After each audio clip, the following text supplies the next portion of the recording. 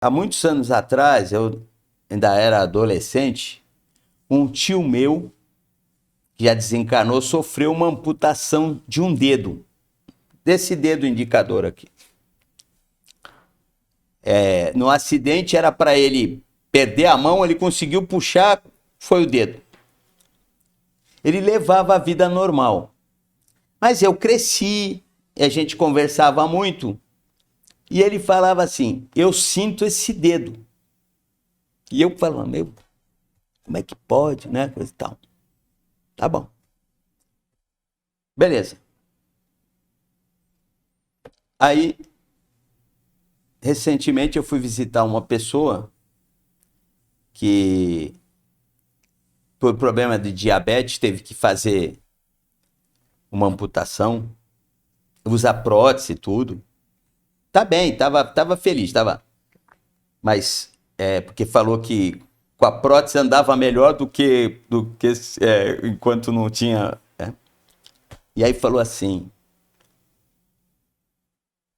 eu chego a ter que tomar remédio porque a unha encravada do pé amputado dói. Aí eu falei, como é que é? Aí, a unha encravada dói. Eu tomo remédio. Você tá falando sério? Tá. Aí eu falei assim, eu não vou citar nome, mas você me autoriza a falar isso onde eu estiver falando alguma coisa? Claro, sem problema. Tá bom. Beleza. Aí eu estava outro dia noutra casa espírita, eu fui falar. Falei isso. Falei do caso do dedo e da pessoa assim. Aí tinha uma pessoa que falou assim, posso falar uma coisa? Pode. Eu tenho uma filha, há muitos anos atrás, ela teve um câncer, ela teve que amputar parte da perna. E ela é atleta, é para-atleta, tudo. Ela falou que também dói onde não tem mais matéria. Aí eu, sério? Então tá, obrigado aí pela contribuição. E aí depois no final, o dirigente me chamou em particular e ele faltava a ponta do dedo assim, e ele falou assim, não tem unha, mas a unha encravada dói também. Eu sinto. Então, eu estou falando isso para entender que a gente tem um corpo espiritual e tem um corpo material. O corpo material, a gente precisa dele para cumprir os nossos compromissos, para cumprir as nossas provas, seja ela de mediunidade, seja ela o que for no bem que a gente se propôs a fazer, a reparar. Então a gente precisa desse corpo, a gente precisa zelar desse corpo, a gente precisa preservar esse corpo, procurar cuidar dele da melhor maneira possível, sem ostentação, mas ter um corpo saudável que nos permita viver o tempo necessário para a gente cumprir os compromissos, porque a gente pode perder um pouco desse tempo, como a gente pode ter algum acréscimo de acordo com o que a gente estiver desempenhando. Quando eu falo acréscimo, o Chico viveu 92 anos, o Divaldo está com 96, está meio doente agora, tem ficado muito acamado, os médicos não sabem o que é. E até eu recebi um videozinho, acho que eu mandei até para você, que o médico falou, mas o que você está esperando com 96? Ele falou, os 97, os 98.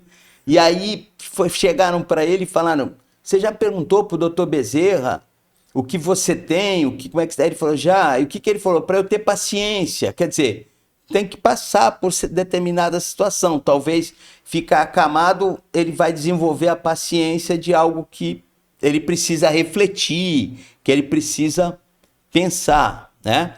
E você vê que aconteceu isso até com a Isabel Salomão, da Casa do Caminho, que ela diz que logo no início dela, das tarefas, no espiritismo, tudo que ela passou a estudar, até mesmo antes ali de começar, ela ficou acamada por meses e nenhum médico sabia o que era e ela não conseguia se levantar. Só que a espiritualidade ia passando vários ensinos para ela. E acho que ela não conseguia, eu não me recordo direito, mas acho que ela não conseguia falar também, alguma coisa assim. Então foi um momento de introspecção, de aprendizado duro, para ela absorver o conteúdo e saber ser resiliente, né? E depois, do nada, ninguém sabe explicar, voltou ao normal ali, depois de meses, mas aí ela já sabia a tarefa, já sabia o compromisso que ela tinha que fazer, e ela absorveu todo aquele conteúdo de ensino dos espíritos superiores, né? Ocorre então, tanto no fim de uma existência, quanto no início, o ensino vem, né? Ocorre um forçamento, né? A gente citou aqui do Edgar Armond. Ele era oficial da Força Pública e ele recebeu mediunicamente uma visão que ele tinha uma tarefa muito importante, um trabalho muito importante a ser feito. Bom, em resumo, ele sofreu um acidente muito grave que afetou as pernas dele. E ele teve que aposentar precocemente. A partir daí ele começou o trabalho no espiritismo, ele já era espírita, mas foi aí que ele fundou a Aliança Espírita Evangélica.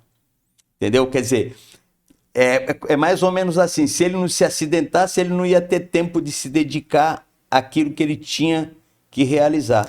E ele passou... Ele não ficou amputado nem nada, mas o acidente foi grave, deixou... E ele participou antes disso, né, da Aliança, da Federação Espírita do Estado de São Paulo. Era secretário. E da reunião para a fundação da USE também. Secretário, né? É isso aí, entendeu? E aí ele sofre o acidente e ele não ficou amputado nem nada, mas não podia exercer a atividade militar. E aí com isso ele se dedicou e fundou, ele com outras pessoas também, inclusive fundadores do CVV, fundaram a Aliança Espírita Evangélica, que aí começou com esse trabalho da escola e do trabalho de reforma íntima, para formação de médiuns com melhor qualidade. O que você achou desse corte? Coloca aqui nos comentários a sua opinião sobre esse tema. Para ver o episódio completo, é só pesquisar Recomeçar Podcast Espírita. E caso tenha ficado alguma dúvida sobre a doutrina espírita, é perfeitamente normal. Procure ler as obras de Allan Kardec.